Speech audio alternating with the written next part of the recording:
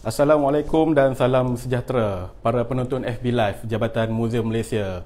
Bersama-sama kami hari ini, kami bawakan Bual Bicara berkenaan dengan tajuk Antara Martaban dan Tempayan, pengenalan kepada rupa dan bentuk.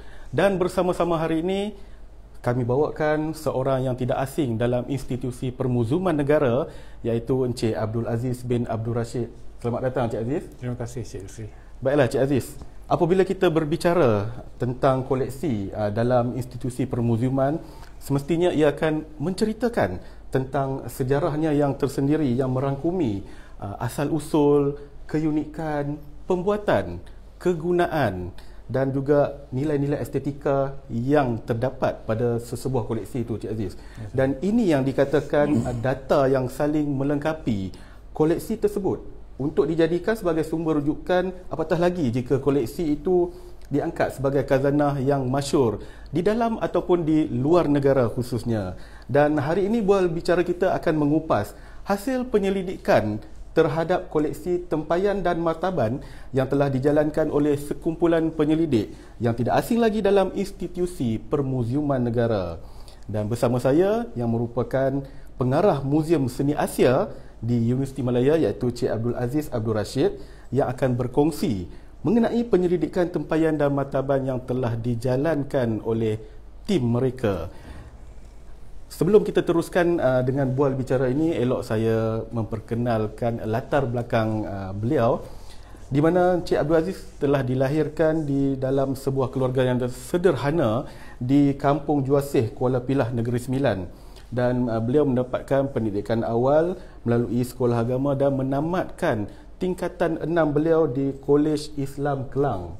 Bukan kaling-kaling ya, tokoh yang kita bawakan hari ini untuk berkongsi dengan anda semua. Dan beliau meneruskan pengajian ke peringkat yang lebih tinggi, iaitu di Universiti Gajah Mada Indonesia dalam bidang arkeologi ataupun kaji purba. Dan istimewanya yang kat sini, di mana pengajian beliau memang berlainan dengan pendidikan awal beliau di mana sekolah agama dan juga berbanding dengan pengajian arkeologi yang telah diambil oleh beliau.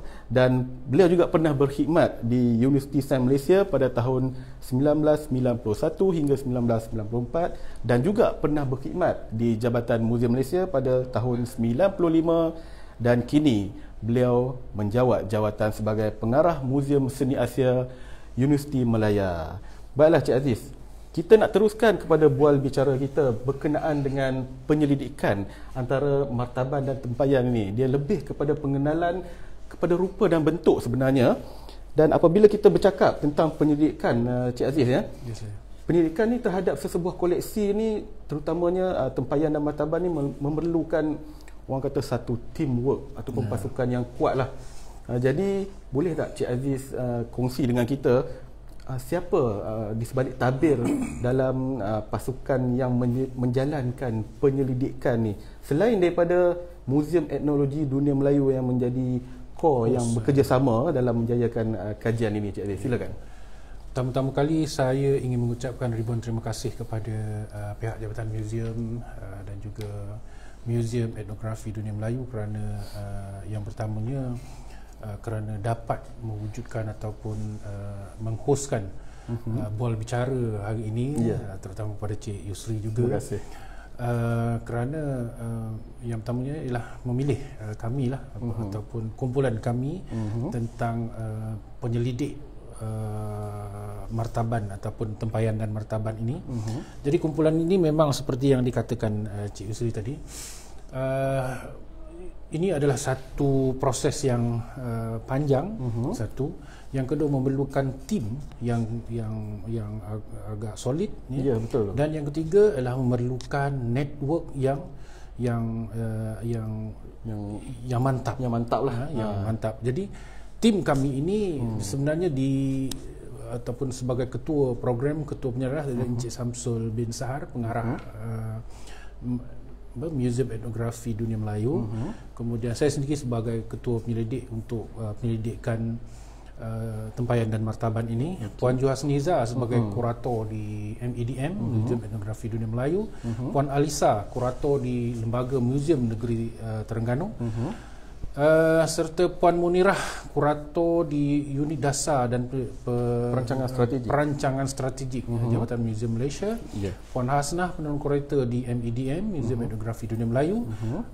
Puan Nek Mazila Idora, penolong kurator di MEDM juga. Kemudian kami juga mempunyai rakan penyelidik ataupun penyelidik bersama, Salwa dari UiTM dan Dr. Salwa Ayub di UiTM di Seri Iskandar dan Encik Zulkarnain juga di UiTM Seri Iskandar. Jadi network ataupun jaringan kerja yang diperlukan yang diperlukan seperti yang saya sebutkan tadi ialah melalui Persatuan Muzium Malaysia. Persatuan Muzium Malaysia, kami dapat mengakses lah, boleh katakan begitu, dapat melihat koleksi-koleksi di beberapa buah muzium dahulu ni. Untuk sementara ni ada empat institusi permuziuman. Yang pertama di Muzium Seni Asia sendiri, kami ada beberapa buah, nanti kita akan lihat statistik dia. Di Muzium Repositori Jabatan Muzium Malaysia, Muzium Malaysia sendiri. Kemudian Lembaga Muzium Negeri Terengganu, dan satu yang agak unik yang sangat menarik sebenarnya ialah Muzium Beruas. Muzium Beruas. Jadi dari keempat hasil sampel yang kami peroleh ini, kami cuba membuat laporan awal ni. Saya pasti insya-Allah kita akan dari semasa ke semasa akan ada satu laporan lanjutan, dan akhirnya diharapkan kita dapat menghasilkan sebuah buku lah nanti. Jadi maknanya penyelidikan yang dijalankan ini akan melalui fasa-fasa yang seterusnya, dan insya-Allah penyelidikan ini juga akan dapat diterbitkan, Cik Aziz. Mungkin boleh kita jadikan sebuah buku sebagai rujukan pada masa akan datang, Cik Aziz. Dan semestinya ia mempunyai objektif yang tertentu dalam penyelidikan ni, betul Cik Aziz? Dalam objektif tersebut dah tentulah kita nak mengenal pasti sejarah koleksi tersebut, dan juga mengumpul maklumat yang lebih terperinci lagi. Sebab mungkin data yang ada tu tidak lengkap ataupun cuma orang kata pengenalan awal, tetapi kita perlukan satu orang kata data yang lebih solid lagi. Jadi kumpulan yang telah ditubuhkan inilah yang akan berusaha untuk saling melengkapi data yang ada dan bagi solid lagi untuk rujukan pada masa yang akan datang, Cik Aziz. Kita namakan sebagai naratif sebuah artifak dan juga metadata kepada artifak itu. Betul. Kita akan pergi lebih advance lagi lah. Lebih advance lagi. Okey.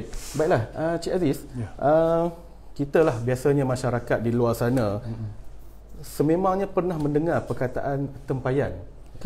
Tapi masih asing lagi dalam sebilangan masyarakat ni sebenarnya dengan perkataan martaban itu sendiri, kan. Dan semestinya para penonton ataupun masyarakat lain dia nak tahu definisi, walaupun kita dah boleh Google sebenarnya benda ni, tapi kita nak dengar daripada penyelidikan salah seorang penyelidik yang menjalankan penyelidikan ini. Kita nak tahu definisi terhadap tempayan itu dan apa definisi kepada martaban dan juga serta sejarah yang terdapat pada kedua-dua koleksi itu, Cik Aziz. Okey, terima kasih Cik Yusri. Pada asasnya tempayan ini adalah satu binaan artifaks ataupun bahan kraft, sekarang pun dianggap sebagai kraft lah, yang mempunyai pada asasnya satu mulut saja. Kalau teko dia ada dua mulut, satu keluar satu masuk. Betul. Dia satu je biasanya. Tapi ada juga tempayan yang dua mulut dia. Ini unik, nanti kita akan tunjukkan. Itu satu. Yang kedua, biasanya juga mulutnya itu di atas. Tak ada di bawah tepi. Tak ada. Dia di atas dan mulutnya itu ada yang besar, ada yang kecil. Itu merupakan prinsip dia. Prinsip dia. Ada yang besar, ada yang kecil. Ada juga tempayan yang tidak naik bahagian atas, dia tak ada bahu dia. Kalau nanti kita akan tengok yang mana satu bahu, yang mana sebelah dia naik macam tu je. Kita panggil dia tempayan kanton. Biasanya orang untuk nak buat mandi. Yang besar tu kan. Yang besar tu. Kebiasaan yang Cik Yusri pun boleh masuk dalam tu. Manusia seorang dewasa boleh masuk? Boleh. Okey. Itu tempayan kanton. Walaupun nama dia kanton, tapi lately akhir-akhir ni kita dapati tempayan kanton tu dihasilkan di Ratnaburi di Thailand. That's why banyak benda tu berada di negara kita sebab kita dekat kan. Yalah, negara jiran. Seterusnya ia kebanyakan, saya ulangi sekali lagi, dia kebanyakan tidak mempunyai dia diperbuat daripada satu level, satu tahap teknologi pembuatan dalam tembika ni kita panggil dia tembika batu. Stoneware. Dalam bahasa-bahasa yang digunakan antarabangsa sebagai stoneware jar. Tembika tanah yang dibuat daripada tembika batu. Jadi tembika batu ni dia lebih keras dan lebih tebal dan dia dibakar pun waktu dimasukkan untuk dihasilkan tu dia melebihi pembakarannya melebihi 800 darjah Celsius. Kalau tembika tanah dikurang daripada tu. Maknanya itu suhu yang telah ditetapkan ataupun memang kebiasaan yang digunakan. Tembika tanah, tembika batu. Kemudian dia juga didapati bergelis. Ada glasir dia di bahagian luar tu yang berkilat. Berkilat ni sensitif sikit kan. Di bahagian luar tu berkilat ada glis dia lah, berglasir. Kalau dia kita jumpai juga tembika-tembika ataupun tempayan-tempayan yang awal seperti tempayan dusun contohnya. Tempayan dusun ini dia sudah berglasir dan dia dihasilkan pada zaman Tang lagi sekitar 618 hingga 907 Masihi. Dan ini dinamakan sebagai tembika Tang. Dia bentuk dia agak kecil sedikit seperti buah pe. Dan glis dia yang kita bercerita pasal glis dia kan dah terkopik, dia dah menggelupas. Dan dinamakan oleh sebagai tembika dusun oleh Tom Harrison dulu. Dalam satu tulisannya dalam tahun 1965 beliau mengatakan beliau menamakan tembika Tang itu sebagai tembika dusun kerana dia digunakan oleh kebanyakan orang-orang dusun ataupun sekarang ini sebagai orang dikenal sebagai orang Kadazan. Di Sabah dan Sarawak sebagai salah satu daripada keperluan harian mereka dan juga untuk keperluan adat mereka. Itu adalah secara ringkas dan dia mestilah tempayan ni dia tak boleh kecil. Dia ada adik-beradik ni yang lain. Nama dia pasu. Pasu lebih kecil dan dia lebih tinggi dan kami mengambil satu standard mana-mana yang berukuran ketinggian 30 cm dan kita ikut standard yang dikeluarkan yang diguna pakai oleh Barbara Harrison dalam bukunya yang bertajuk Pusaka Heritage of Sabah kalau tak salah. 30 cm tinggi ketinggian daripada juga dasar hingga ke atas. Ke atas sampai ke mulut tadilah. Saya katakan nanti dia ini adik-beradik dengan pasu sebab dalam sejarah Hang Tuah, sejarah Hang Tuah disebutkan juga sebelum Hang Tuah dan Hang Jebat bertarung di atas rumah tu, di atas rumah dalam istana tu, dia dikatakan mandi dulu, berlangir dulu dari pasu. Dan saya rasa pasu itu tidak merujuk pasu yang kecil. Kalau nak mandi dia tak boleh sikit lah kan? Nak kena banyak kan? Jadi dia merujuk kepada tempayan? Saya rasa dia tempayan. Kita serahkanlah perkara ini kepada orang-orang yang lebih arif lah tentang sejarah dan literature Melayu yang awal. So itu adalah tentang tempayan. Jadi biasanya tempayan ini jatuh ataupun berada pada satu kumpulan di mana kita namakan dia atau bagaimana ya, dia berasal dari negara China. Dihasilkan juga di Kalimantan, dihasilkan juga dari negara Thai, Sarong Kaluk, Sukhothai dan Seri Sacanalai, dari Kemboja dan juga dari tradisi Champa, iaitu sebuah tradisi abad ke-15 yang berada di antara Vietnam Utara dan Vietnam Selatan. Itu yang dikatakan tempayan. Sebab ada satu lagi yang Cik Yusri tanyakan tadi ialah tentang martaban. Martaban ni juga adalah tempayan. Tetapi dia dihasilkan di satu tempat di selatan Burma, Myanmar hari ini, di Delta Irrawaddy Pegu itu, yang nama tempat itu adalah Martaban, nama tempat tu sendiri Martaban. Menarik tu. Dan sejarah martaban ini sebenarnya kota untuk menyebarluaskan tempayan lah. Tempayan martaban itu sendiri dan juga beberapa tempayan daripada luar. That's why ada sebahagian sarjana mengatakan martaban semua tempayan itu adalah martaban. Ini masalah dia. Okey, tetapi hasil jumpaan kami dapati martaban ini kami cuba berikan secara spesifik mana-mana bahan yang mempunyai karakter tempayan tetapi dia berwarna hitam, baik daripada dia punya body dia tu, body structure dia tu, sampai kepada glaze dia berwarna hitam. Semua berwarna hitam. Dia taklah warna hitam macam dia dark, memang gelap. Itu satu. Yang kedua, dia kebanyakan besar, jarang yang kecil. Dia seperti yang saya katakan tadi, kalau martaban kanton tadi mulut itu buka besar, dia tak ada penutup macam tu kan. Tapi dia berpenutup tapi mulut itu besar. Cuma dia berpenutup. Dia ada berbahu lah. Nanti kita tunjukkan macam mana. Boleh. Even orang pun boleh masuk. Sebab disebut dalam sejarah. Disebut dalam sejarah. Nanti kita sebutkan apa sejarah dia. Orang boleh masuk dalam tu. Boleh masuk dalam tu. Tak tahulah kita boleh masuk ke tidak kan. Yang seterusnya ialah dia mempunyai hiasan ataupun ragam hias pada keliling bahu dia nanti. Hiasan telur katak kita panggil. Dia cuma dot. Kemudian ada semacam untayan 3 atau 4 untayan di sekeliling badan tempayan tu lah. Berbanding dengan kita katakan tempayan yang dari Cina ni, dia tempayan Cina ni macam-macam ragam hias lah. Tapi yang famous, yang terkenal ialah hiasan yang dalam bentuk naga. Itu dah memang macam sinonim dengan kebudayaan Cina. Ya, betul tu. So saya rasa itu dia punya maknanya boleh kita katakan apabila Ibnu Battuta dalam satu laporan dia dalam tahun 1350-an 1350-an dulu, Ibnu Battuta ni sempat mencatatkan di kawasan Pegu itu ada sebuah kota yang namanya ketika itu adalah kota Mutama. Ada yang kata Mutawa, ada yang kata Mutama, tapi lately kita tahu dia dinamakan sebagai Kota Martaban. Kota Martaban. Dia sebuah kota. Memang sebuah dan kota. Menghasilkan tempayan-tempayan ni. Dan dia bukan satu di situ saja, ada berpuluh-puluh lagi tempat pembuatan di sekitar yang dikatakan martaban. Ya, gitu.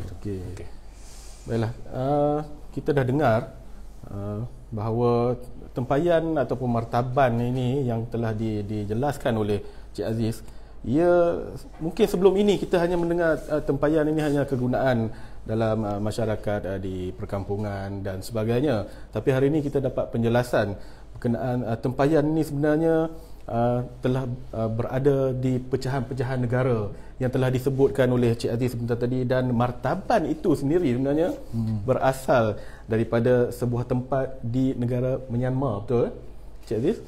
Myanmar. Jadi memang menarik sejarah yang telah dikupas oleh Cik Aziz, dan kita akan kupas dengan lebih lanjut lagi sebab kita nak dedahkan hasil penyelidikan ini kepada masyarakat di luar sana. Baiklah Cik Aziz, tadi Cik Aziz ada cerita pada awal pengenalan kita berkenaan dengan kajian yang telah dijalankan di Jabatan Muzium Malaysia, Lembaga Muzium Terengganu, Muzium Beruas dan juga di Muzium Seni Asia itu sendiri. Bagi kajian yang telah dijalankan ini, berapakah bilangan koleksi yang secara keseluruhannya mungkin ada pecahan di dalam setiap agensi muzium yang telah dijalankan kajian yang telah dijelaskan oleh Cik Aziz tu? Berapa bilangan koleksi yang berdasarkan tempat-tempat kajian yang telah dijalankan tersebut? Kita boleh tengok juga pada slide nanti. Ini dia. Jumlah koleksi ataupun jumlah sampel yang telah kita ambil untuk kajian awal ni adalah sebanyak 109 buah tempayan yang masih lagi lengkap lah, yang utuh lah. Sebab kebanyakan tempayan ni ada juga yang dalam bentuk pecahan, terutama dari tapak ekskavasi arkeologi sebab kedudukan dia yang mungkin terjatuh dan sebagainya lah. Jadi 109 yang kita dah buat sampel ini adalah yang masih lengkap, maknanya lengkaplah daripada mulut dia sampai ke bahagian dasar dia, tak ada yang pecah-pecah lagi. Jadi kita dapat melihat secara keseluruhan data tu sendiri, objek artifak tu sendiri. Dan seperti kita nampak juga tadi, daripada repositori Muzium Negara kita ada berapa tu? 44 koleksi. 44. Muzium Seni Asia ada 26. Muzium Negeri Terengganu ada 30, Muzium Beruas ada 9 koleksi. Jadi sebenarnya jumlah ini adalah sangat kecil berbanding dengan koleksi yang muzium itu sendiri ada. Kecuali Muzium Seni Asia lah, kami memang tak banyak. Dan juga Muzium Beruas. Dia memang tak banyak, tetapi dia very significant. Muzium Muzium Negeri Terengganu, Muzium Negara, Muzium Jabatan Muzium Malaysia masih lagi banyak, dan kita sangat mengharapkan supaya satu hari nanti, ini angan-angan saya lah dengan tim saya lah, kita dapat menginventari dan membukukan tempayan-tempayan ini, dan dia menjadi satu directory di dalam seluruh negara kita, dan masih lagi banyak. Saya percaya muzium-muzium penting seperti Muzium Pahang, Muzium Kelantan, Muzium Johor masih ada lagi koleksi, banyak. Even hampir setiap muzium negeri itu ada mempunyai koleksi tempayan dan martaban itu sendiri. Jadi itulah dia sampel yang kita gunakan dulu, dan hari ini kita buat satu laporan awal dulu, dan diharapkan kita dapat mengupdate laporan ini dari masa ke semasa. Mungkin Cik Aziz ada analisis yang telah dijalankan terhadap pecahan negara-negara tentang data koleksi itu sendiri. Kalau kita lihat daripada tengok pada monitor ni kita ada 38 buah tempayan dari negara China. Jadi negara China ni ada daripada termasuk dusun situ. Dusun ada 5. Dusun ini pun termasuk daripada negara China sebenarnya. Tapi yang dimaksudkan China 38 unit ini adalah dari zaman Ming dan Qing. Ming dan Qing. Ming itu berasal 1389 sampai 1644. Itu adalah dinasti Ming. Kemudian selepas Ming adalah Qing, 1644 sampai 1900 lah, lebih kurang macam tu. So kita dapati sebanyak 38 buah ini adalah dari negara China. Dari tempat-tempat utama, kalau mungkin saya boleh sebutkan, adalah daripada Guangdong. Yang kedua adalah Sichuan, dan yang ketiga adalah dari Fujian. Jadi 3 tempat ini mempunyai nilai ataupun jumlah produksi yang tinggi lah, menghasilkan tempayan. Jadi kegunaan dia nanti kita lihat apa kegunaan dia. Kemudian kita dapat juga daripada Kalimantan. Kenapa pula tiba-tiba Kalimantan ada membuat? Pelik juga tu. Pelik juga kan. Jadi Kalimantan ini mereka menghasilkan, orang Kalimantan ini menghasilkan sekitar 1,800-1,900. Jadi saya mendapat info dari rakan kami di Indonesia, khususnya dari Singkawang, Pontianak, Indonesia. Orang-orang Cina yang berhijrah pada ketika itu membuka lumbung-lumbung emas dan lumbung-lumbung timah di Singkawang. Pada sekitar 1789 macam tu, dia tidak dibenarkan lagi untuk berbuat demikian. Dihalang oleh pihak pemerintahan Belanda ketika itu. Jadi mereka mengubah hasil pencarian dengan membuat tempayan, dan mereka juga mempunyai kemahiran. Jadi kenapa dia itu penting? Nanti kita akan sebutkan sekejap lagi. Dan selain daripada Singkawang yang kita pernah tahu di Pontianak, itu ada juga di Kalimantan, di Sarawak, di Kuching, di Bau dan beberapa tempat lagi lah. Dan ia bermula sekitar 1900-an. 1900-an mereka membuat tempayan-tempayan yang dikenali sebagai tajau di kalangan orang-orang tempatan. Dan yang menariknya, kenapa mereka membuat itu? Yang pertama tadi, kalau di Singkawang, kes dia tidak dibenarkan lagi untuk membuat. Ini pula kenapa tu? Yang di Kuching ni tak ada masalah kan? Kalau mengikut alasan yang diberikan oleh Barbara Harrison dalam bukunya Pusaka itu, Tempayan-tempayan ini dibuat untuk memudahkan kalangan orang-orang Iban, Dayak, Kedazan itu menggantikan tempayan mereka yang pecah. Okey. Sebab kalau nak dapatkan tempayan dari China, satu mengambil masa lah buat kali kan. Yang kedua dia mungkin mahal. Jadi pengrajin ataupun craft tembikar Cina ni membuat tempayan dan meniru lebih kurang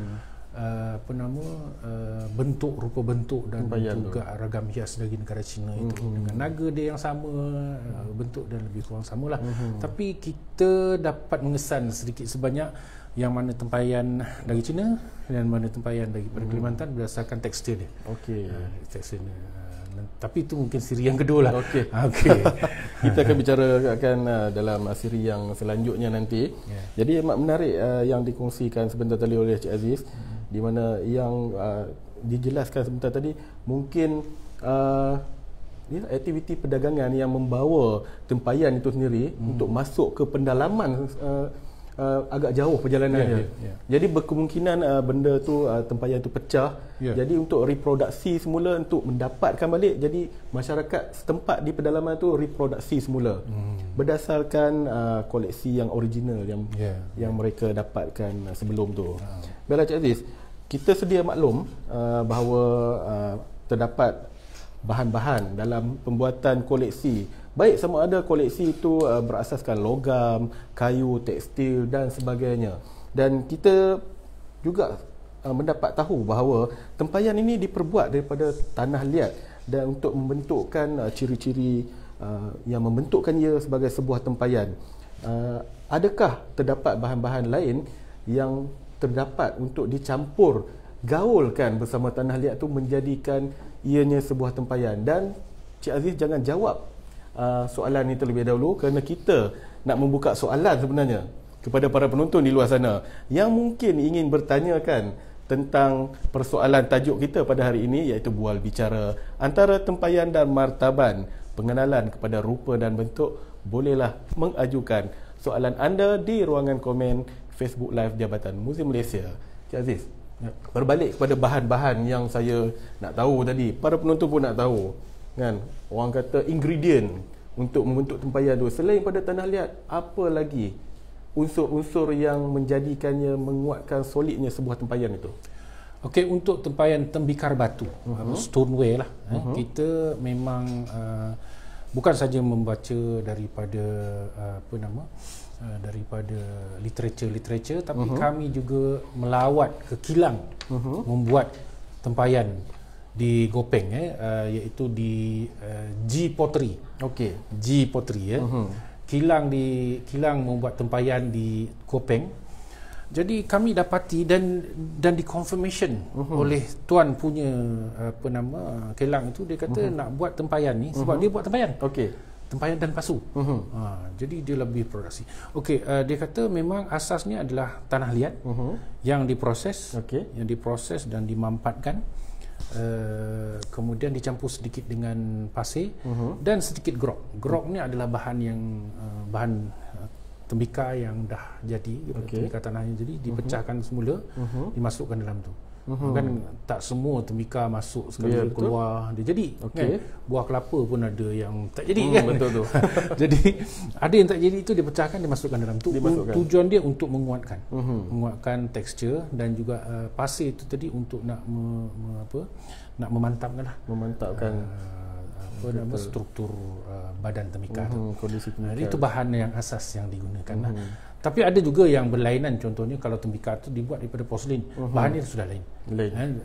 Bahannya adalah daripada bahan batu kaolin, kita panggil. Batu kaolin.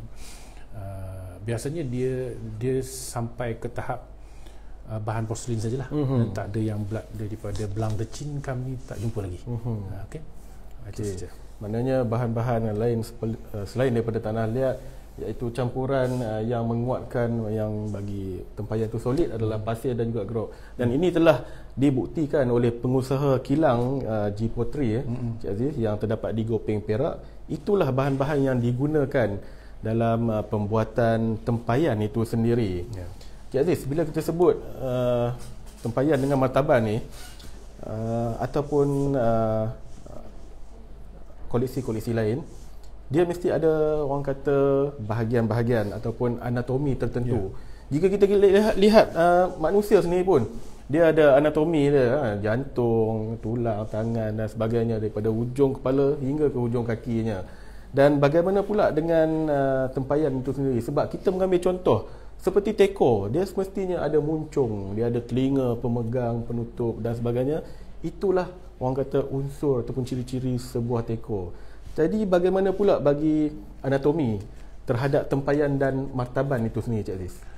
Okey, kita ada sediakan slide macam ni. Kita namakan saja bahagian ni seperti untuk memudahkan kita. Kita namakan dia macam manusia jugalah. Tapi yang bahagian atas sekali yang terbuka luas, yang saya katakan dia satu lubang tu tadi adalah mulut dia. Mulut dia. Yang mana mulut ni dia ada bibir. Ada bibir yang terkeluar, ada yang termasuk, ada yang tegak je. Menegak je. Jadi ada tiga komponen di bahagian mulut saja. Itu ada bibirnya, kemudian dia ada leher dia. Leher tu maksudnya nak naikkan ke atas. Dia ada satu ruang lah bulat. Okey, bahagian leher ni ada yang pendek, ada yang tinggi lah. Kalau yang pendek tu dia pendek lah dalam 2 inci, 1 inci macam tu kan. Kemudian dia akan turun ke daripada leher dia turun ke bahu. Ini bahagian bahu dia lah. Bahagian bahu yang ada jenis bahu yang mendatar. Kita panggil dia globular ataupun dalam bentuk membulat. Ada juga bahu yang mencerun, turun terus, dia very steep.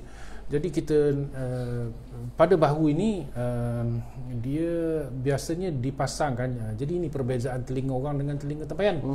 Telinga orang berada di telinga, di kepala. Tapi telinga tempayan berada di bahu dia. Di bahu je. Kalau kita tengok ada di telinga dia. Jadi ada beberapa jenis telinga lah. Tapi yang famous, yang selalu digunakan adalah telinga yang dalam bentuk literal ataupun horizontal, memanjang. Dan satu lagi adalah dalam bentuk menegak dan bentuk vertikal. Biasanya yang kita jumpa tembika-tembika ataupun tempayan-tempayan yang awal, dia punya telinga dia dalam bentuk vertikal, horizontal. Begitu juga tempayan-tempayan yang dihasilkan di luar China. Contohnya jadi tempayan dari Kamboja, Vietnam, dia horizontal, dia tidak menegak lah.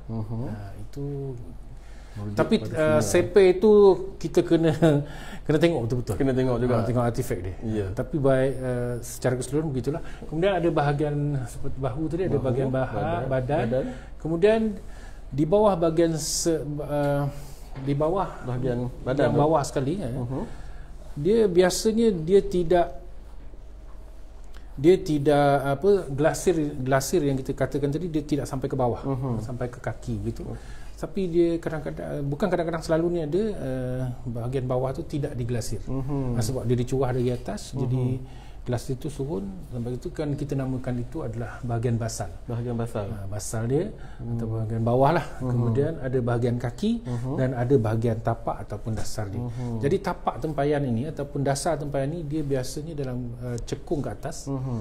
Bahagian bawah ni dia cekung ke atas macam ni. Dan tidak ada yang cembung keluar lah. Cembung keluar sebabnya dia ni khas untuk menyimpan. Untuk jadikan stabil. Bahagian kaki ni dia kena elok lah rata dia. Itu yang kita dapat perhatikan. Jadi tempayan ni dia tak boleh kita nak masak apa dalam tu.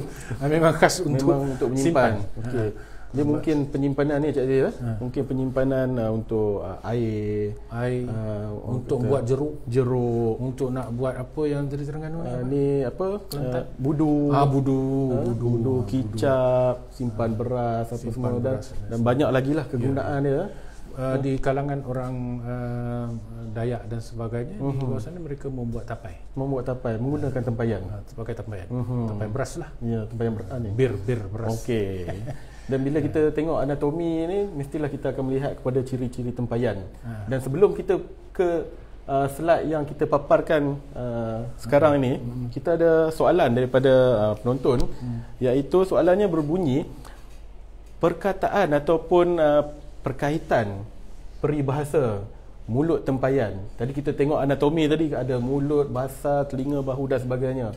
Ada tak kaitan peribahasa mulut tempayan tu dengan tajuk tempayan yang kita bicarakan pada hari ini? Logiknya ke macam mana Cik Aziz jelaskan? Jadi saya percaya kerana setiap apa yang diutarakan oleh masyarakat kita yang lama, khususnya orang Melayu, mereka melihat satu benda dulu baru dia createkan, kan? baru dia anukanlah, baru diwujudkanlah peribahasa tu, iaitu mulut tempayan ni kan. Jadi mulut tempayan ni dia sentiasa terbuka. Okey. Dia tak ada filter lah. Orang Melayu ni dia kadang-kadang lah, orang Melayu kita lah. Iyalah. Dia sebenarnya walaupun kita boleh vokal, boleh apa, tapi kita perlu kontrol. Jangan betul, macam mulut tempayan. Sentiasa terbuka ya. Jadi tak bagus. Tak bagus. Tak bagus bagi orang Melayu lah. Jadi penggunaan peribahasa ni sudah tentu ada kaitan orang Melayu dulu dah melihat tempayan ini dia ada depan mata kita. Okey. Depan mata dia lah. Macam kami lah kan buat Militika ni ada depan mata kita. Kita tak tahu. So kita cuba cari kenapa dia ni ada. Itu saya punya persepsi lah. Iyalah. Dia ibarat macam pepatah-pepatah lain lah, peribahasa lain. Betul, saya juga setuju dengan apa yang telah dijelaskan oleh Cik Aziz. Maknanya masyarakat Melayu terdahulu melihat sesuatu objek itu dan mereka create untuk dijadikan satu, orang kata, peribahasa, pepatah dan sebagainya. Itu juga dengan mencurah air di daun keladi dan sebagainya lagi. Okey. Jadi saya setuju dan saya pasti para penonton di luar sana pun setuju dengan apa yang telah dijelaskan oleh Cik Aziz sebentar tadi. Dan Cik Aziz, kita berbalik kepada ciri-ciri yang kita nak ceritakan, iaitu ciri-ciri sebuah tempayan dan juga ciri-ciri martaban. Kalau dilihat pada skrin sekarang ni, ini adalah tempayan, ciri-cirinya. Jadi tempayan ni pada asasnya dia seperti yang kata-kata, dia ada mulut dia, tapi dia tak ada kepala lah. Okey. Ada mulut dia. Mulut, leher. Ni yang dikatakan bahu ni tadi. Ni yang dikatakan telinga. Tengok telinga ni adalah telinga yang jenis menegak. Vertical. Okey. Kalau yang horizontal dia melekap macam tu. Okey. Yang pertama sekali dia kata ukuran ketinggian 30 cm ke atas. Jadi antara sini sampai ke sini ada 30. Kalau bawah kita anggap dia pasu. Okey. Pasu biasalah. Okey, yang kedua dia kebanyakan bergerasir. Tapi ada juga yang tidak bergelasir. Ada juga. Ada. Kita jumpa dia dibuat daripada bahan tembikar batu juga dan juga tembikar tanah ada. Kemudian yang ketiga dia ada telinga. Ada kadang-kadang ada 2 pasang telinga, maknanya 4 telinga. Kadang-kadang ada 3 pasang telinga, 6 telinga dia ataupun 4 pasang, 8 telinga dia. Paling banyak telinga yang terdapat pada koleksi tempayan berapa yang kebiasaannya? Yang banyak 8 lah. Banyakkan 8 ya? Dia memang kuat mendengarkan telinga. Kemudian dia untuk tempayan-tempayan yang dihasilkan pada zaman Ming ke atas, Qing, dia ada hiasan. Tetapi ada satu tempayan yang saya sebut tadi, tempayan dusun tadi, dia tak ada memang tak ada hiasan. Tak ada hiasan. Ada kosong je. Kosong saja. Nanti kita tunjukkan macam mana rupa dia.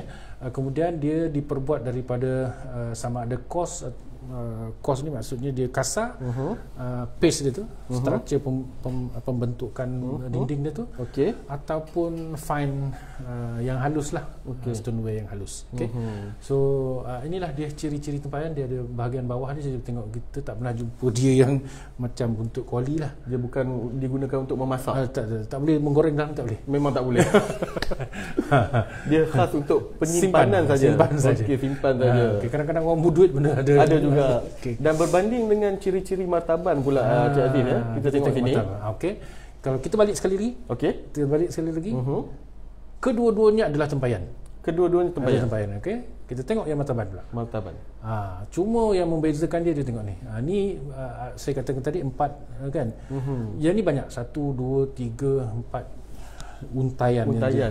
Yang ni yang kita katakan tadi yang yang titik-titik, dia titik. Dari jauh kita nampak macam titik, tapi sebenarnya dia dot sebesar duit 10 sen atau sebesar duit 5 sen tu. Dan kita namakan tu sebagai hiasan telur katak. Telur katak lah, dia very simple, dia dot. Cuba lihat juga pada telinga dia. Kalau yang telinga tempayan tadi balik, kita balik kepada tempayan dia menegak ke atas, kan, menegak. Cuba tengok yang dia punya martaban dia apa macam mana tu? Perbezaan horizontal dan vertikal tadi ya. Kemudian kita lihat juga dia punya glaze ni warna hitam. Badannya juga sepatutnya dia warna hampir-hampir hitam gelap. Okey. Itu bentuk dia. Dia ada telur katak, motif telur katak. Bentuk globula, bahan buatan, glasi warna hitam, kos ni dia kasar. Dan biasanya kita boleh kesan dia ni martaban yang asal. Apabila kita akan jumpa ada satu part di sini, dia akan buat dulu. Even tempayan pun dia buat benda yang sama. Fasa pembuatan dia. Fasa pertama dia buat bahagian bawah ni. Apabila dia dah agak tegap, kering, dia dah keras lah, baru dia buat bahagian kedua. Tapi bahagian kedua adalah bahagian sini saja. Bahagian kedua tu dia buat bahagian atas sebab dia berat, dia tebal dan berat. Bahagian fasa yang ketiga, fasa yang ketiga daripada bahu ni, biasanya dia ada satu line dekat sini yang nak menunjukkan dia punya telinga dan juga di mana fasa ketiga itu bermula. Garisan ataupun line yang memecahkan fasa-fasa tersebut berada di luar ataupun di dalam? Dia kalau yang ni nampak juga, ada yang nampak di luar, tapi yang mudahnya kita kena seluk. Berada dekat dalam ke? Dalam, dan biasanya dalam tu dia macam bertakut-takut lah, sebab dia pada asasnya dia gunakan coiling ataupun macam keropok leko. Keropok leko tu digulung-gulung, kemudian kemudian dibuat satuan. Baiklah, kita ada soalan lagi daripada penonton, Cik Aziz, iaitu soalan yang berbunyi, ada berapa telinga dalam satu tempayan dan kegunaannya? Dan tadi saya pun dah bertanya tentang telinga, jumlah kebiasaan, berapa banyak telinga yang ada, dan Cik Aziz dah menjawab ada 8. Tetapi untuk kita menjawab persoalan penonton, berapa guna telinga, dia pula kegunaan dia tu sebenarnya. Tiba-tiba dia ada telinga guna di bawah. Guna dia ialah seperti yang saya katakan tadi, tempayan ni dia tak ada kepala. Dia ada mulut je. Jadi biasanya dia akan kadang-kadang orang gunakan pinggan tu. Pinggan dia tutup dekat atas. Ataupun bahan kayu yang dibuat sebagai penutup lah. Jadi kegunaan telinga ni adalah untuk dipasangkan tali ataupun rotan atau apa-apa saja yang boleh menguatkan penutup di atasnya. Ada juga di kalangan orang-orang di pedalaman Sabah, dia gunakan dari atas ni ke bawah. Sebab dia sayang benda tu jangan pecah dan sebagainya. Dia buat protector lah dekat luar. Macam handphone kita lah kan, ada protector, ada casing, tapi kebiasaannya digunakan untuk menguatkan penutup bahagian bawah. Jadi yang ni dia tak ada tutup. Jadi dia akan gunakan kayu untuk tutup lah. Dia buat penutup daripada kayu. Jadi sebab kayu dia dah rosak lah, sebab biasanya dia ni ratusan tahun mudah reput benda tu. Dah habis dah. Memang dah habis. Yang ada hanyalah yang ada tinggal badan saja. Jadi diharap dapat menjawab persoalan penonton yang bertanyakan tentang kegunaan telinga pada satu-satu tempayan. Bila Cik Aziz, kita tahu bahawa setiap koleksi yang ada ni kebanyakannya bermotif. Bermotif. Jika kita lihat walaupun kita tengok koleksi itu dari segi logamnya, tekstil dan sebagainya, ada motif-motif tertentu yang dipaparkan pada koleksi tersebut. Jadi bagaimana pula dengan motif-motif yang berada pada badan tempayan atau martaban yang telah dijalankan kajian ini? Sebagaimana yang kita sedia maklum, motif naga merujuk pada Cina. Adakah terdapat motif-motif lain yang merujuk pada negara-negara tertentu? Boleh jelaskan kat kita? Tempayan dan juga martaban ni memang yang paling simple motif dia ialah martaban tadi. Telur katak dan juga garis-garis yang menjuntai itulah. Tetapi yang dari negara China, dari negara tradisi Champa, Vietnam, mereka mempunyai motif-motif mereka sendirilah.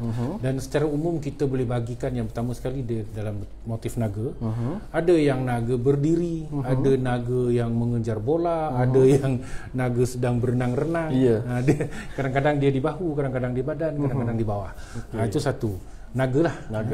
Yang kedua, kadang-kadang dia digunakan juga pada cerita di telinga tadi, telinga biasa sama ada vertikal ataupun horizontal, tapi ada juga yang berbentuk topeng, macam kepala, ada semacam kepala harimau. Dia digunakan menggantikan telinga tadi. Jadi kepala kecil-kecil ada satu, tapi fungsinya sebagai disusun disusun pada bahunya, pada bahu, menggantikan telinga. Selain daripada naga tadi, banyak lagi lah haiwan-haiwan. Jadi kalau boleh kita katakan dia dalam bentuk haiwan pun ada, dalam bentuk tumbuh-tumbuhan, bunga-bungaan, dan yang ini menarik sebab simbolik. Dia ni kepala orang dan juga tangan orang. Dapat lihat sini. Dapat lihat dia ni dihasilkan pada zaman Qing, yang mana mengikut tradisi ataupun mengikut kajian daripada rakan-rakan yang mengadakan penyelidikan tentang martaban dan juga perdagangan awal. Orang-orang Cina yang datang untuk berdagang, terutama di kawasan yang mempunyai tradisi headhunter, pemenggalan kepala, mereka akan membawa tempayan jenis ini. Satu muka adalah bahagian muka orang, dan satu muka lagi bahagian belakang ni, bahagian belakang lah, adalah tangan orang. Jadi mereka selalu datang ke tempat-tempat pekan-pekan kecil di tepi sungai, pelabuhan, dia akan bawa dan sambil dia dijunjung dengan bahagian tangan ni di depan. Jadi maksudnya kami datang dalam keadaan aman dan kami nak berniaga lah. Tapi kalau ada problem lah kan, kita tak setuju antara orang lokal sana, dan dia tahu ini kalau boleh pancung kepala kan. So dia turunkan pelan-pelan lah, dia pusingkan kepala dia tu, tempayan yang gambar kepala ni dia letak di sini, dia kata ini saya punya kepala lah. Maknanya ditinggalkan terus tinggal situ, dia pun cari tempat lain. Dia strategi perdagang dia sangat hebat lah, sangat hebat. Macam mana dia nak selamatkan misi-misi perdagangan tu. Itu salah satu dalam literatur yang lain mengatakan ini adalah tempayan yang digunakan di kalangan orang di Kalimantan sebagai tempayan denda. Kalau misalnya tak jadi kahwin, dah merisik-merisik tak jadi kahwin, kena cari tempayan. Jenuh kan, jenuh mencarinya, jenuh kan, ataupun masuk kampung orang kan, buat tanah pertanian. Apa yang kita dapat lihat ini adalah secara tersuratnya, tapi apa yang dijelaskan tadi oleh Cik Aziz, tersiratnya itulah penceritaan terhadap apa yang tersurat tu sebenarnya. Naratif bila kita sebut tentang naratifnya sebenarnya. Pada Cik Aziz, kita go through lagi. Ni antara-antara lah. Ini yang antara yang kami tidak tim kami belum dapat mengenal pasti asal usul dia ni, sebab ni dia sangat luar biasa sedikit. Ada gajah yang sedang memegang sesuatu, gajah, ada juga sama ada buaya ataupun apa dekat sini, dan juga yang paling menggerunkan adalah bahagian lehernya dililit oleh seekor ular, dan ular itu kepalanya ada di dalam mulut tempayan itu. Kita dah tengok tadi tentang unsur-unsur ataupun motif-motif yang ada pada badan-badan tempayan. Ini adalah haiwan. Ini adalah bahagian menggunakan tulisan. Tulisan ni adalah biasanya dalam kaligrafi Cina ni, yang jenis ini dia dihasilkan pada zaman Qizhou. Zaman Qizhou ni antara 18-19 Masihi. Dia hitam dan ada seni hiasan. Kadang-kadang dia bermaksud raja, king. Baiklah, Cik Aziz, kita dah tengok tadi tentang motif-motif yang terdapat pada badan-badan tempayan. Sekarang ni ramai persoalan sebenarnya. Bila saya sendiri berada di kalangan masyarakat yang bukan ahli permuziuman, mereka banyak bertanyakan tentang adakah barang itu ori tak ori, ataupun ia adalah replika ataupun palsu semata-mata. Jadi jika merujuk pada tempayan dan juga martaban ini, bagaimana kita nak membezakan keaslian koleksi tempayan ataupun martaban ini dengan koleksi yang telah direproduksi semula. Boleh Cik Aziz jelaskan? Okey, kalau kita nak dapat yang betul-betul ori sebenarnya ataupun yang asal, memang dari tapak arkeologi lah. Dari tapak arkeologi memang ori. Kita boleh dapat dia punya pentarian dan sebagainya. Tetapi kalau misalnya dia dah berada di dalam muzium kita, koleksi diperoleh tahun 1950-an, 60-an, 70-an. Ada beberapa terminologi antara kopi ni apa, salin, tiru balik, dan satu lagi adalah penipuan. Dia tipu. Tapi sebenarnya penipuan dan juga kopi ni kadang-kadang benda yang sama. Tetapi cara orang tu mengatakan, oh ini ori, kata, padahal dia buat semalam. Itu adalah yang dikatakan fake. Fake ni maknanya memang jual tipu lah. Iyalah, kan? betul. Tapi kadang-kadang dia kata benda yang sama, tapi episode kata ini adalah dia ambil salin balik gambar. Macam orang Kalimantan saja lah. Macam orang Kuching kan. Di Kuching dia buat semula benda tu. Tapi orang-orang muzium biasanya dia akan nampak serba sedikit yang mana ori dengan tak mana tak ori. Sebab yang ori tempayan ni bahagian dalam dia kena seluk lah. Dia bertakuk-takuk. Sebab dia gunakan kaedah coiling. Tapi yang baru dia tak. Ini boleh dibuktikan semasa kami pergi ke Pottery. G Pottery di Gopeng Perak. Dia menggunakan, dia ambil satu ketulan tempayan pula, tanah liat tu. Dia masukkan dalam acuan dia. Kemudian sekarang ni menggunakan teknologi hidrolik kan. Dia tekan satu kali, kawan tu berpusing, dah jadi tempayan. Jadi tak ada kesan dia bertakuk pun, tak ada. Memang tak ada. Maknanya benda tu dah reproduksi menggunakan teknologi. Dia lah berikan industri. Even kalau dulu kita nak fikir, kalau lah disuruh orang dulu buat 60 tempayan, betul, memang jadi Alibaba pun dah lapuk lah. Sebab sekarang 60 tempayan tu dalam masa lebih kurang 1 jam 2 jam dah boleh siap dah. Tempayan besar-besar meja ni. Kan? Memang besar. Memang besar. Dia tap turun keluar. Memang besar tu. Jadi yang keberapa tadi kita boleh tahu dia ni ori tadi, yang lama dia dah tentulah dia fake lah. Macam kita jugalah kan. Muka dah tak berseri sangat dia dah nampak season. Dah season. Tapi yang baru-baru kita akan nampak dia berkilat elok lagi. Kadang-kadang ni bahagian tekstur bahan utama dia tu dah memang ni hitam, dia tu kurang hitam. Yang kedua, yang ini dia macam ada lelehan, tapi yang barunya dia tak ada lelehan. Sebabnya dia solum dia celup keseluruhannya tu. Yang lama mungkin dia tuang. Dia tuang di atas. Dituang tadi untuk bergeliskan benda tu.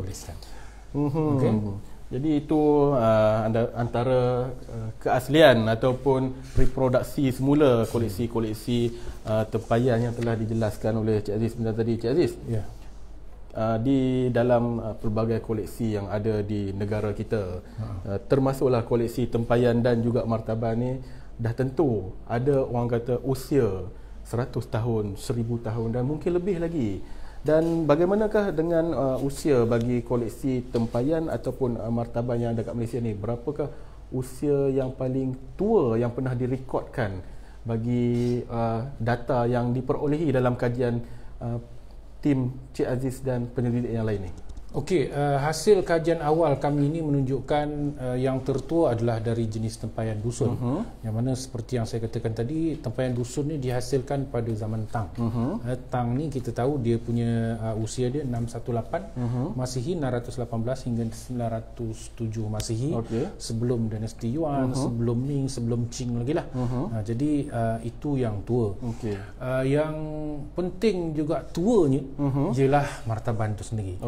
Jadi martaban yang kita ziarah baru-baru ni di Muzium Beruas itu, saya yakin dan saya bukanlah yakin percaya macam tu kan.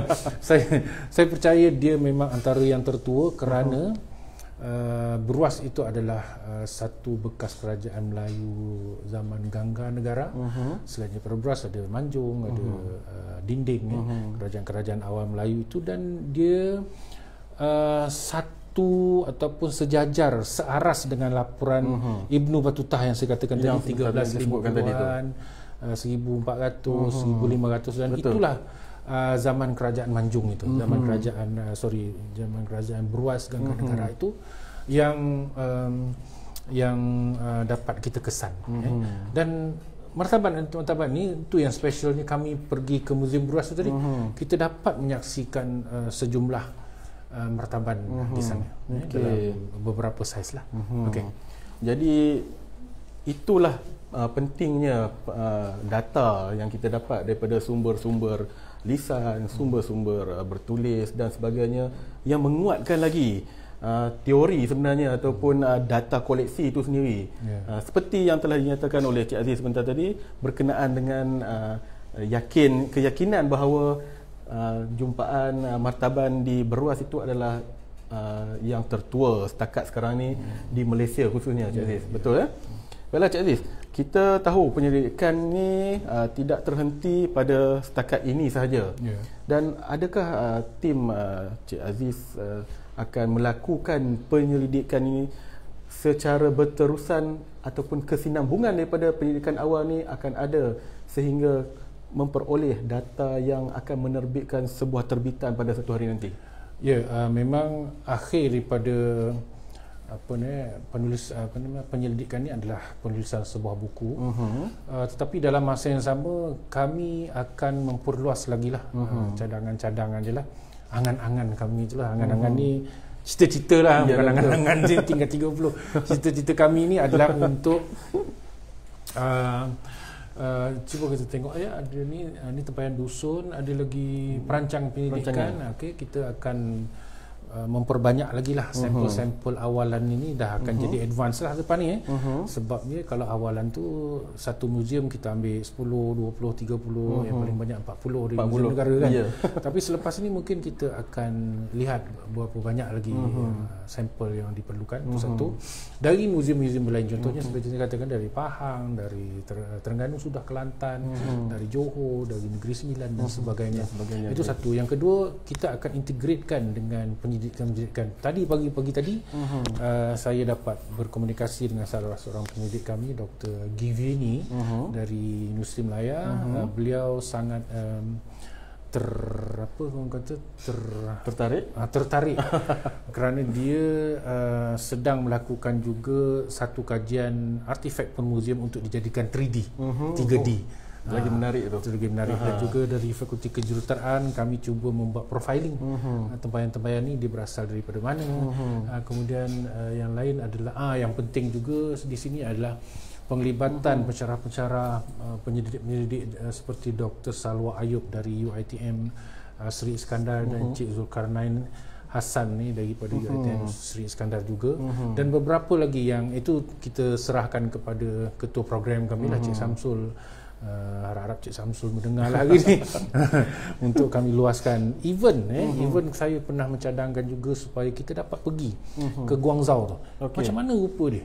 Kan mesti ada muzium dia dengan lebih dekat lagi di sana. Macam mana proses dia, macam mana bentuk seeing dia. Is believing orang kata.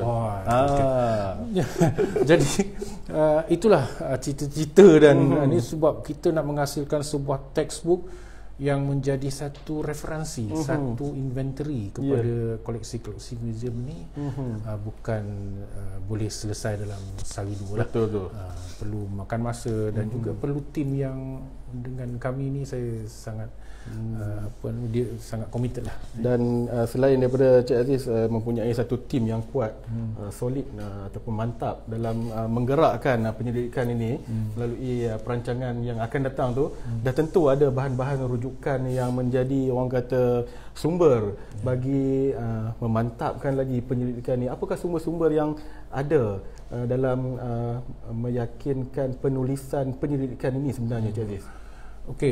Kita memang banyaklah membaca buku-buku yang sudah diterbitkan lah, seperti dari Indonesia Sumerah Diatman, daripada Meratana, daripada direktori yang penting juga jadi bahan utama kami adalah direktori tempayan ataupun Stoneway Jar. Sebab orang Filipina ni memanggil tempayan Stoneway Jar ini martaban tadi kan, sebagai tempayan. Itu yang menariknya. Kami pun sedang mencari kenapa dia panggil tempayan ni kan. dari of course lah kita membaca buku-buku daripada hasil tulisan Tom Harrison dan isterinya Barbara Harrison tentang pusaka, dan sejumlah lagi bahan-bahan online yang kita subscribe daripada web-web ataupun web akademik lah. Ya, betul tu. Sekarang ni kita nak pergi pustakaan tak boleh. Betul. Dulu Kutub Kanah namanya, sekarang pustakaan. Semua penggunaan atas talian sekarang ni. Kebanyakan atas talian. Jadi kita boleh akses ke mana-mana lah, asalkan kita tahu cara, dan juga kalau dia perlu subscribe untuk bayar, kita bayarlah sikit kan. Selain daripada itu, kita belajar juga dengan tu saya katakan tadi, kami pergi ke UiTM Seri Iskandar, tengok. Saya juga pergi ke sebelum PKP yang kedua ni, sempat pergi ke IKN yang dekat Rawang ni, Institut Kraf Negara. IKN Rawang. Betul tu. Pergi juga ke G Pottery tadi, G Pottery tadi, lihat macam mana dia buat kan, macam mana cepatnya proses dia buat kan. Dalam masa 1 jam boleh menghasilkan 60 buah. 60 memang satu industri lah, memang cepat lah. Betul. Kita juga merujuk rakan-rakan yang lain dari Indonesia, dan saya rasa dalam masa terdekat saya cuba dapatkan satu slot untuk webinar dengan kawan-kawan di InsyaAllah Asia Tenggara ni lah. Apa sebenarnya, atau sejauh mana kita boleh memperluas lagi pengetahuan kita tentang tempayan dan martaban ini sendiri. Baiklah, Cik Aziz dan para penonton, kita tahu bahawa banyak lagi persoalan yang ingin diajukan di ruangan komen Facebook Live Jabatan Muzium Malaysia, dan masa tidak mencukupi untuk Cik Aziz menjawab terus, dan selepas tamat program ini Cik Aziz akan menjawab persoalan anda semua. Kerana kita akan tidak terhenti dekat sini saja, kerana kita nak bawakan para penonton untuk melihat koleksi-koleksi tempayan dan juga martaban yang kita bawakan pada hari ini sebenarnya. Jom Cik Aziz, kita bawakan para penonton untuk melihat koleksi kita. Okey. Okeylah. Inilah Cik Yusri. Okey. Tak apa, saya pegang beberapa sampel tempayan yang kita pinjam daripada bilik repositori Jabatan Muzium Malaysia. Ini yang tinggi ni. Adakah nak tinggi perut kita? Betul tu. Ini yang tinggi, kita cuba lihat ni. Ada nampak tak? Ada motif naga yang sedang berenang-renang. Ada yang kadang-kadang dia sedang main bola dan sebagainya. Biasanya jenis ni kita tahu dia ni Qing. Zaman Qing. Memang zaman Qing. Zaman Qing. Kemudian ini yang menariknya, ini adalah yang dikatakan tadi jenis tempayan dusun. Dia bukan dibuat di dusun, tetapi digunakan oleh kebanyakan orang dusun ataupun orang Kadazan pada ketika ini. Bentuk dia macam ni, dia tak ada apa-apa hiasan sini. Design dia tak ada. Dia punya telinga ni pun, cuba tengok, kalau yang ni dia menegak. Yang ni dia masih lagi horizontal. Ini juga menarik. Saya macam orang jual barang. Sebabnya tempayan, saya kata dia masuk ke keluar ke satu mulut je. Tapi lepas tu muncung ni pula adalah gambar ular ke apa ke mungkin. Kita akan tengok nanti apa sebenarnya yang dimaksudkan dengan corong ni. Macam mana pula digunakan kan? Sebab dia belakang ni ada pula macam pemegang ni kan? Pemegang. Ini luar biasa lah. Perbuatan ni mesti ada fungsi tertentu. Ada mesti fungsi. Fungsi dia. Tapi ini tak ada fungsi lah ni. Yang nombor 63 ni tak ada. Record saja. Yang ini yang menarik juga, dikatakan sebagai cantonware. Ini cantonware. Cantonware lah. Biasanya warna biru ataupun hijau di dalam ni, di bubur gelis tu. Di luar ni dengan hiasan-hiasan naga, dengan hiasan dan lain-lain lah. Bunga-bungaan dan sebagainya. Yang ni buluh ya? Apa? Naga ke buluh? Ini motif naga juga? Naga ni. Ini cantonware. Dia dibuat di Ratnaburi di Thailand. Yang last sekali, yang di hujung sana. Yang hujung sekali ni, inilah yang dikatakan jenis martaban. Tempayan jenis martaban. Dan dia kalau kita sini pun dah nampak dia warna dia yang ni, dia lebih cerah sikit, dia ni hitam sikit berbeza. Gelap lah sedikit. Dan hiasan mata katak, telur katak.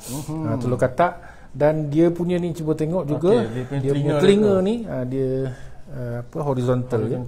Horizontal. Ya, horizontal. 4. Ini 3. Yang ni ada 3 je. Biasanya 3-4 macam tu. Paling maksimum ada 8 ya? Ada 8. Biasanya macam ni lah. Okey, telur kataknya ini dan dalamnya ni. Yang ini saya rasa lah. Saya jangkakan dia baru. Baru-baru pun mungkin tahun 1960-an ataupun 70-an. Sebabnya teori yang biasa digunakan apabila luar dia ni ada glaze warna hitam macam ni, dalam ni sebahagian ada glaze warna hitam. Yang ni tak ada. Yang tak ada. Tak ada glaze ni. Kita kena seluk di dalam ni, kita rasa dia kesat je. Dia sepatutnya ada licin. Kenapa dia ada glaze di bahagian dalam? Dia ada sebab-sebab tertentulah nanti. Kalau kita panjang umur ada masa lagi, kita akan sebutkanlah kenapa dia diglazekan di bahagian kajian yang dalam. lebih lanjut tu lagi. Ya, saya. Kalau tengok di depan ni Cik Aziz ada keratan rentas. Keratan rentas yang kita potong. Jadi memotong tempayan ni dia bukan satu kerja yang mudah lah. Jadi disebut-sebut dalam literature ataupun rujukan orang-orang di pedalaman Sabah, orang Dayak itu mengebumikan orang di dalam tempayan. Tapi biasanya tempayan yang besar dan dia potong dulu. Dia potong dulu. Dia tak boleh masuk macam ni. Yalah, muncung dia kecil. Dia besar. Macam ni boleh lah kot. Tapi tak ada. Dia menggunakan yang macam ni juga sebab dia akan tutup balik supaya mayat tu ada dalam ni lah. Biasanya dia akan potong. Jadi potong dulu memang memerlukan satu kesabaran supaya dia tidak pecah semua. Dia sangat mudah. Yang ini kita potong, kita nak tengok dia punya tekstur dan struktur. Kita menggunakan air untuk potong dia. Untuk memotong. Kita hantar dekat satu kelang yang boleh memotong menggunakan air lah. Dia bukan potong ketuk ni, bukan menggunakan mesin ni. Dia pakai mesin.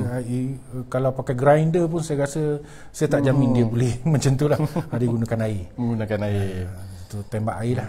So inilah beberapa contoh daripada 109 yang kami baru akses. Sampel koleksi. Sampel saja dulu. Ini di antaranya.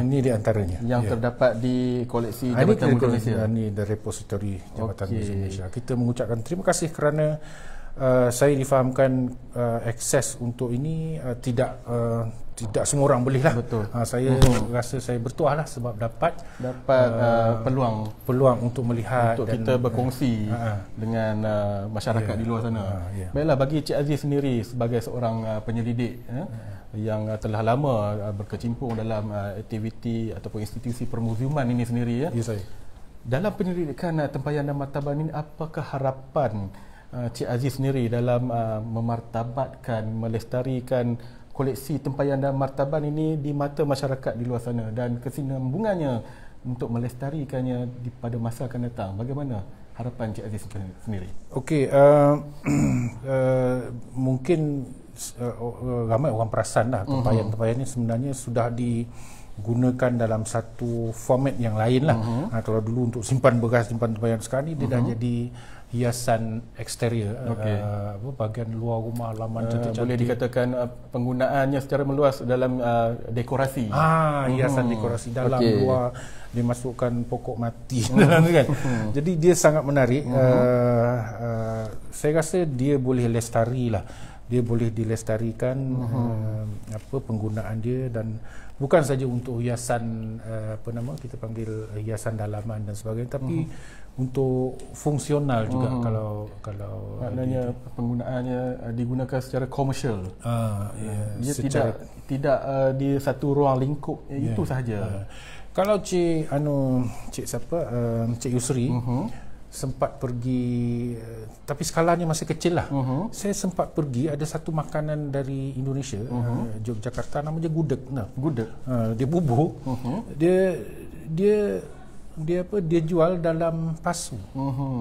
Jadi saya fikir ada benda nanti kita boleh buka satu syarikat apa, jualkan masin, pakai sekali-sekali dengan tempayan dia. Yang dikatakan gudeg tadi. Gudeg tadi dia jual dalam pasu lah. Dan boleh sampai ke sini. Juga. Jadi dia katanya dia tidak jadi dia tak jadi basi lah dalam 2-3 hari kan.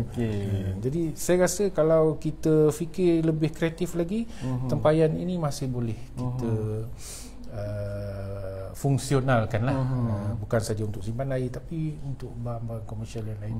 Tapi kalau dia ni terjatuh memang pecah. Itu jaminan, tak ada jaminan.